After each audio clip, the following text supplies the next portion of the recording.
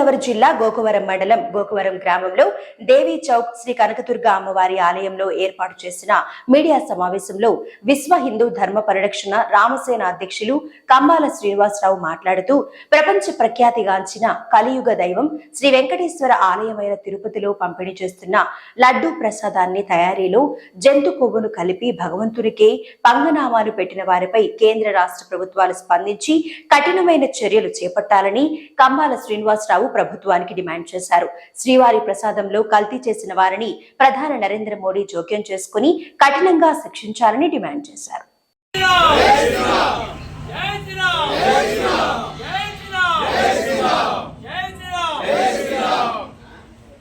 శ్రీ మహాగణాధిపతి నమః.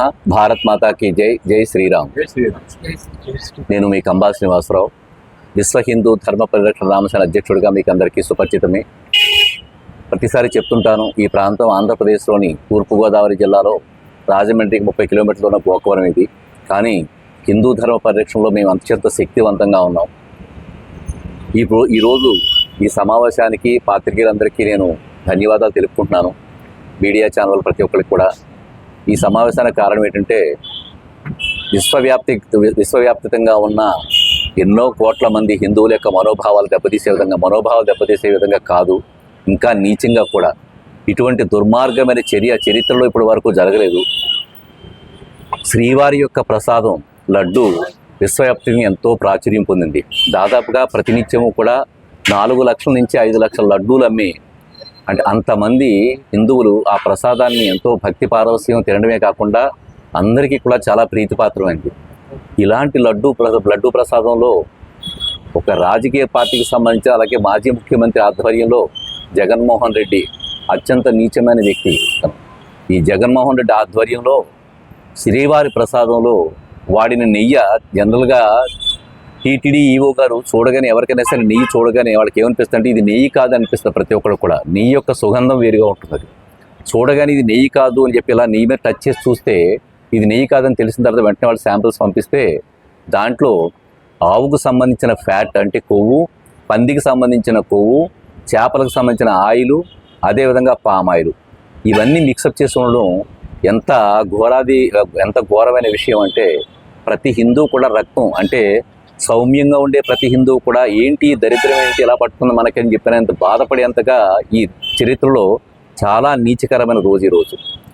ఇంకా విషయాలు చెప్పాలంటే మనకి వెంగమాంబ నిత్యాన్నదాన పథకంలో ఉండే కార్యక్రమంలో కూడా దాంట్లో ఉండే రైస్ని ఎంత పూర్ క్వాలిటీ రైస్ అంటే అది కేవలం పశువులు కూడా తినలేనంత పరమ వరస్ట్ క్వాలిటీని అక్కడ పెట్టారు. మూడో విషయం ఏంటంటే ఘాటీ రోడ్లో బస్సులు వెళ్తుంటే ఆ టికెట్ల మీద వెనకాల జెరూసలంకి అంటే యేసుప్రభువుకు సంబంధించిన పుణ్యక్షేత్రం అది.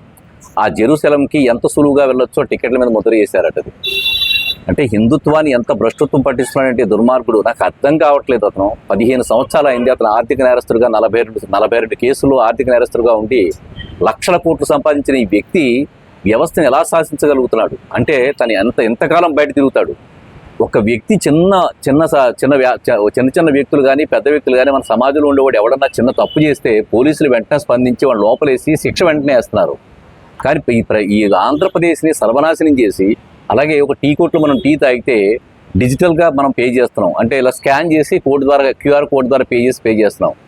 మద్యంలో అతను చేసిన తప్పులు ట్యాంకర్లతో డబ్బులు గడించి క్యాష్ తోటి డబ్బులు తీసుకుని మద్యంలో ఆ వ్యవస్థ డబ్బంతా దోచుకుని చేయడమే కాకుండా చాలా ముఖ్యమైన విషయం ఏంటంటే లోకేష్ అనే ఎన్ఆర్ఐ విజయవాడలో తన బండారం బయటబయలు చేద్దామని చెప్పని శాటిలైట్ ఫోన్ ద్వారా ఇతని బండారం బట్టబయలు తెచ్చేద్దామని చెప్పిన ప్రయత్నం చేస్తే దానికి కూడా అతన్ని పట్టుకుని ఎయిర్పోర్ట్లోనే కొట్టారు. ఎందుకు లోకేష్ని కొట్టారని అంటే అతనికి జగన్మోహన్ రెడ్డికి 23 కంట్రీస్ నుంచి 7 లక్షల కోట్ల రూపాయలు వాడికి ఫండ్స్గా వచ్చినాయి. దేనికి? ఈ భారతదేశాన్ని మత మార్పిడి చేయడానికి కావాల్సిన ఫండ్స్గా దానికి సమీకరణ జరిగింది. ఇవన్నీ తెలుసు.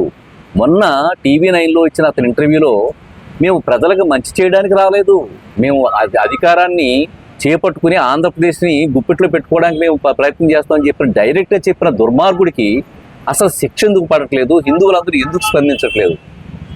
ఒక్క విషయం అయితే నేను చెప్తున్నాను, ఆంధ్రప్రదేశ్లో ఎవరు ఎలా స్పందించినా స్పందించకపోయినా రాబోయే రోజుల్లో అంటే నేను చెప్తున్నా ఒక 2-3 నెలల్లో మాత్రం నేను మామూలుగా అయితే మాత్రం నేను ఎందుకనంటే ఏ పార్టీకి నేను భయపడను. నేను ఇప్పుడున్న పార్టీ చాలా మంచి పార్టీ. ఇండియా పార్టీ ఎలాంటిదంటే నేను ప్రాణానికి ప్రాణంగా ప్రేమించే నరేంద్ర మోడీ గారు, భారత ప్రధాని గారు భారతీయ జనతా పార్టీలో ఉన్నారు.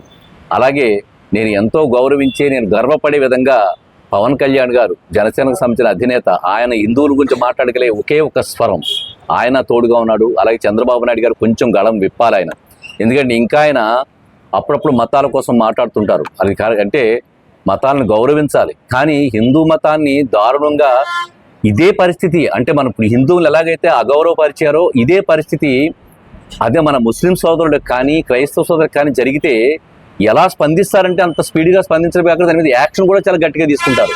కానీ హిందువులకి ఎందుకు? నేను మొన్న ఒక న్యూస్ చూశాను, దేవాలయాలకైతే ₹7.45 ఛార్జ్ చేస్తున్నారు యూనిట్కి, అదే అన్యమతస్తులకి ₹1.65 ఛార్జ్ చేస్తున్నారట. ఇలాంటి ఘోరాలు ఎందుకు? ఇది ప్రత్యేకమైన వివక్ష ఎందుకు చూపిస్తున్నారు? 100 కోట్ల మంది హిందువులు పన్నులు కడుతుంటే దాన్ని 20 కోట్ల మందికి పంచి మనల్ని హీనంగా చూస్తూ మన మీద దాడులు చేస్తూ వాళ్ళకి గౌరవాలు ఇస్తూ మనం ఏం చేస్తున్నాం? వాళ్ళ మతాలకు సంబంధించిన వాళ్ళు ఎవరికైనా పండుగ వస్తే మనం ఎంతో ఆప్యాయంగా వాళ్ళు పలకరిస్తున్నాం, మనం విందులు వినోదాలు చేసుకుంటాం. కానీ హిందువుల పండుగ వస్తే వాళ్ళు ఎందుకు కలిసి రావట్లేదు? నేను ఎవరిని తప్పు పట్టట్లేదు అసలు అని. ఇంత వివక్ష చూపిస్తుంటే మనం హిందువులందరినీ చాలా నీచంగా చూస్తుంటే మన అందరూ తొక్కిపెట్టి చేస్తుంటే నాకు అర్థం కాని విషయం, చాలా విషయాల్లో కూడా రాయితీల విషయంలో కానీ ఇంకోటి హిందువులకు అత్యంత దారుణమైన విషయాలు జరుగుతున్నాయి. తప్పనిసరిగా మనం అన్ని మతాలు గౌరవించాలి, అన్య మతాల దైవాన్ని కూడా మనం కూడా స్మరిస్తే తప్పేం లేదేమో నాకు తెలియదు, ఎవరిష్టం వాళ్ళది. కానీ హిందువులకు ఎందుకంత ఘోరమైన దారుణమైన పరిస్థితి జరుగుతుందో నాకు అర్థం కావట్లేదు. ఈ రోజున పవన్ కళ్యాణ్ గారు ఒక మాట అన్నారు, భారతదేశంలో ఇప్పుడు సనాతన ధర్మాన్ని రక్షించడానికి ఒక బోర్డు ఏర్పాటు చేయాలన్న పరిస్థితి వచ్చిందని చెప్పినప్పుడు అన్న మాటకి మనం అందరూ చప్పట్లు కొట్టి పవన్ కళ్యాణ్ గారికి మనం అందరం కూడా ప్రత్యేకమైన కృతజ్ఞతలు తెలపాలి. ఎందుకంటే ఇది ఎప్పుడో జరగాలి. అలాగే వక్ఫ్ బోర్డు లాంటి బోర్డు లాంటివి కూడా తీసి పారేసేయలేదు. ఇలాంటి చాలా దారుణాలు జరుగుతున్నాయి. నా దగ్గర వేల కొద్ది వీడియోస్ ఉన్నాయి. హిందువుల మీద జరుగుతున్న దాడులకి, గోవుల్ని హింసించడం, గోవుల్ని చంపడం, దాని పదార్థాలు కలపడం. అలాగే నేను ఆంధ్రప్రదేశ్ ప్రజలకి, తెలంగాణ ప్రజలకి ఇంకో విషయాన్ని చాలా ప్రత్యేకంగా చెప్తాను. నేను మొన్న వీడియోలో చూశాను, హిందూ